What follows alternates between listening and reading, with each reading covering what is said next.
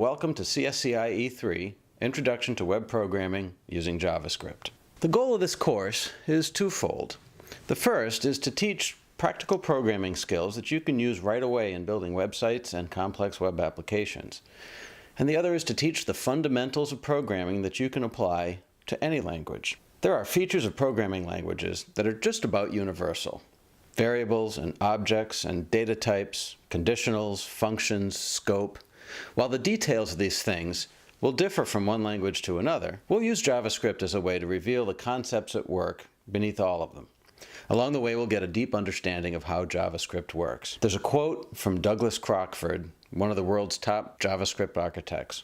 It's the only language where people feel they don't need to learn it before they start using it. And it's true. Many of us have started with JavaScript by figuring things out, pasting borrowed code into our websites, using libraries we found on the web. And that's awesome. There's nothing wrong with that. But understanding how JavaScript really works, those details of functions and scope and data types, are what separate the person who can more or less make things work from the expert programmer who can really use JavaScript to its potential. So if you're new to programming, you'll learn the basics from the ground up. If you've done some JavaScript but haven't built an understanding of why libraries are written the way they are, why the syntax can be so weird, why objects can be created in so many different ways, how jQuery actually works, well then you'll develop that understanding. Take a look at the syllabus.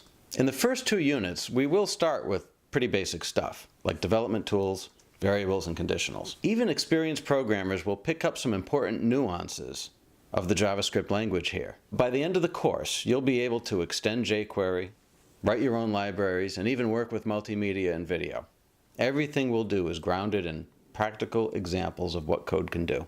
This course has been designed specifically for online delivery. No long format recorded lectures, and instead each week's content will have a combination of readings, code examples, and short video demonstrations. You'll have a variety of on-campus or online via web conferencing sections to attend for some real-time interaction with an instructor. And we'll have a course discussion area using a tool called Piazza, in which all the TFs and myself will be on hand to offer help, answer questions, and so forth. We'll have weekly practice problems.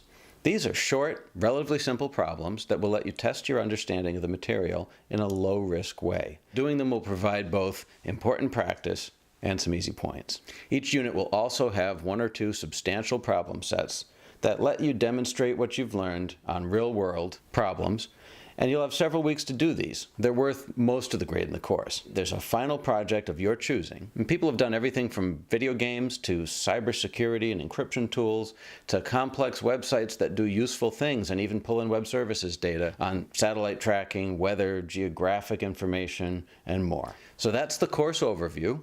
Look through the syllabus for more details on what we'll cover, and feel free to email me if you have any other questions.